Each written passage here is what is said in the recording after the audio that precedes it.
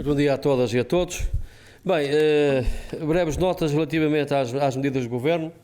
Às posições dos patrões, eu ao bocado de sair daqui, nem tive tempo de falar com o Estado-Geral, porque a posição dos patrões estão aí na comunicação social a exigir a continuidade do layoff simplificado, já lá vamos.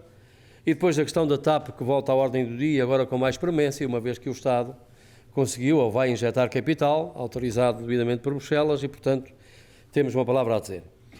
Do documento do Governo, positivo, de facto, é, na ótica, haver uma substituição do layoff simplificado, o sucedâneo, como chama o Governo, do layoff simplificado, apostando na manutenção do emprego, e atenção que aqui temos de ter muito cuidado, porque é apostar na manutenção do emprego permanente, no precário continua a ficar de fora, e nós temos legitimidade acrescida na medida em que assinamos em 2018 um acordo implementado em 2019 de combate à precariedade, está lá escrito, e de indemnização coletiva, e também o aumento dos rendimentos dos trabalhadores, porque, como sabem, temos cerca de quase de 1 milhão de trabalhadores envolvidos no layoff e cortes de 1/3 nos salários, para quem tem compromissos no final do mês, para muitas famílias, é de facto ficar numa situação bastante difícil. Agora, pode haver a redução do horário de trabalho. Temos de ter aqui ao cuidado, a Paula não falou, mas temos de ter muito cuidado, porque esta redução do horário de trabalho, aliada a um maior aumento de rendimento, pode ir até 92%, pode ser um potencial de risco para a desregulação completa dos horários de trabalho. Então, isso é preciso muito cuidado. A organização do tempo de trabalho é das coisas mais importantes para os trabalhadores. E nós temos que ter atenção a isto. E quando eu vejo a CIP, na concertação social, a pedir que o banco de horas individual se mantenha mais um ano, fico com os cabelos em pé. Claro que dissemos logo, o GT é frontalmente contra. Fizemos um acordo a acabar o banco de horas individual e eu, inclusivamente, disse à Sra. Ministra que o próprio governo anterior tinha no seu programa a extinção do banco de horas individual. Não conseguiu o governo anterior, este tem que o conseguir, até porque agora está alicerçado num acordo. Mas é positivo que haja uma diminuição gradual da sobrecarga que está sujeita à Segurança Social. E com uma injustiça tremenda. A TSU é isenta para as empresas, não é para os trabalhadores. As empresas têm 27,75, deixam de pagar 27,75. Nós pagamos 11%, ou 23,75, peço desculpa, 23,75, mas fossem 20%. Nós pagamos 11%, não podia haver aqui uma divisão. Vocês pagam 3 ou 4 e os trabalhadores pagam 7 ou 8. Mantinha-se o volume dos descontos e repartia-se, dava jeito, sobretudo para quem vê salários cortados. E, portanto, os patrões querem o layoff simplificado, a continuidade, porque houve abusos que foram detectados, a fiscalização não funcionou, e eu lembrei ainda agora à jornalista do Expresso que o layoff normal continua. E se calhar, Carlos, se sair alguma coisa, eu às vezes pareço um perigoso radical de esquerda. E disse claramente que os patrões, algum patronato do nosso país, ainda têm uma cultura antissindical. Porque eles não querem o layoff normal, porque aí os sindicatos entram, fiscalizam, têm que lá estar, têm que ser ouvidos. E é por isso que eles não querem. O simplificado é muito melhor. Não passam cartão às tropas. Eu não sou contra essas ajudas, o GT nunca foi. Mas sou a favor de que haja, efetivamente, participação e fiscalização. Porque senão estamos todos a contribuir, e se muitas precisam, algumas certamente não precisam. Nós damos um exemplo, até a Paula e o Carlos escreveram nas notas da CPCS, que é uma empresa que eventualmente continua a ter lucros, embora menores, pode ter quebras de faturação, mas continua a ter lucros. Tem uma situação económica estável. Deve ser ajudada? Talvez. Mas deve ser ajudada nos mesmos moldes de uma empresa que eventualmente tenha mesmo dificuldade em pagar salários? Se calhar não. Estas medidas têm que ser um bocado calibradas. Portanto, a TSU vai, a partir de agosto, salvo erro, as grandes empresas vão começar a pagar 100%, as médias 50-50%, e depois já uma discriminação positiva em relação às micro e pequenas empresas, porque essas criam muitos postos de trabalho. Aquelas, aqui vou falar baixinho, aquelas onde nós não entramos, criam muitos postos de trabalho, mas também podem destruir postos de trabalho com muita facilidade. Portanto, essas tem que haver uma preocupação especial. Os 60 dias que eu chamo de nojo entre o fim do apoio e depois os 60 dias em que empresas não podem despedir é curto, a nosso ver, e isto devia ser alterado. a Paula e o Carlos até arranjaram-se logo um muito engraçado, que é, não podemos dar a lógica de receba agora e despeça depois. Isto não pode ser, temos de ter, são ajudadas, é mesmo para a manutenção do emprego. Assim como o Governo tem, é uma teimosia do Governo. Eu estive na apresentação do Simplex, a seguir depois à nossa CPCS, e falei com a Sra. Ministra, entrei quando estava a chegar, estava ela a chegar também. Isso é uma teimosia da parte do Governo não querer clarificar o raio do conceito para a base de cálculo da contribuição. Pá.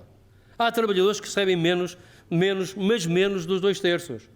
Porque a sua remuneração, o seu rendimento total é composto por várias prestações pecuniárias variáveis, pá, que não entram, porque muitas empresas apenas tomam como base de referência o salário base. E, portanto, nem nisso, nem no próprio Código de Trabalho, é só o salário base e de unidades é um conceito de retribuição. Mas, enfim, o Governo continua a querer clarificar e era simples. A proposta da UGT resolve o problema.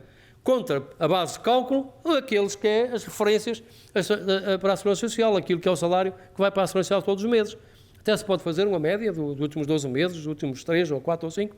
Portanto, estava o problema resolvido. Não está, enfim. Mais, negociação coletiva. Eu estive na passagem de testemunho agora da presidência do CRL, com a Sra. Ministra, também na apresentação do relatório da negociação coletiva elaborado pelo CRL. O relatório de 2019 é positivo, não nos envergonha, houve mais convenções coletivas publicadas, houve menos trabalhadores abrangidos, aqui também o número de convenções que foi... Há muitas convenções paralelas e há também muitos acordos de empresa. E a pergunta no final dos jornalistas, a que a Sra. Ministra não respondeu, era como é que está este ano. E este ano está muito mal. E nós não podemos deixar esquecer isto, e também não podemos deixar esquecer o Governo, que havia um processo, tendencionalmente, para haver um acordo em curso na CPCS que dizia valorização salarial. E que até o Governo já tinha apresentado, eu diria, referenciais, aqui para a gente. 2.7, 2.9, 3.2, para os 3 anos seguintes. Nós não podemos deixar cair isto. As empresas têm aqui alguma responsabilidade social que nós também temos que pôr em cima da mesa. Aquelas que podem, devem fazer a negociação coletiva e, se possível, aumentos salariais. Sobre isto, da negociação coletiva, iremos fazer então os nossos grupos de trabalho da negociação coletiva e eu queria pedir aos dirigentes sindicais, aos meus companheiros e camaradas, e entendam o que eu vou dizer, isto não é politicamente correto e peço, portanto, que entendam o que eu vou dizer. Não corram a foguetes. Há aí muitos sindicatos a correr a foguetes, a querer regulamentar, já ia negociar rapidamente o teletrabalho. O que nós tivemos agora não foi teletrabalho. Foi trabalho no domicílio, que é uma coisa diferente. O teletrabalho pode ser feito na China, na Conchinchina, onde for. Agora ficamos todos em casa. Portanto, em bom rigor era trabalho no domicílio. E, portanto, estar a regular em convenções coletivas uma realidade que não é aquela compaginável com o teletrabalho é um problema. E pode haver alterações, o Governo vai pôr isto em cima da mesa. Já pôs para a instituição pública, vai pôr também para os privados, ver se o Código de Trabalho e os princípios estão ou não estão bem definidos, o que é preciso ou não é. E, portanto, isto pode ter alterações. E depois acontece como aquela história que aconteceu com o trabalho suplementar, lembram-se? Que no acordo de 2012 ficou lá que era pago metade por metade. Para metade, era 25 a primeira hora, 37,5 a segunda e restantes. E alguns muitos sindicatos foram a correr, negociaram a primeira hora a 30, a outra a 40. E depois a lei foi revogada por o Tribunal Constitucional, ficaram na... Aqui pode acontecer o mesmo, se formos a correr a foguetes pode acontecer o mesmo. Portanto, muito cuidado. Eu já vi um contrato que o Jaime do SECAC me mandou o teletrabalho, aquilo, enfim, pode ser tudo menos o teletrabalho. Nós temos que, porque este teletrabalho, eu dizia eu, Cordeiro, víamos a falar numa viagem que fizemos, era ilegal. Não tinha contrato, não estava nada escrito, ninguém sabia de quem eram os instrumentos para processar o trabalho, etc. Portanto, isto é uma situação de recurso. Legislar, negociar, regulamentar em cima do acontecimento é um erro, na minha modesta opinião. Por fim, a TAP. A UGT, como eu disse, tem legitimidade acrescida porque assinou um contrato de combate à precariedade. E na TAP foram destruídos muitos trabalhos precários.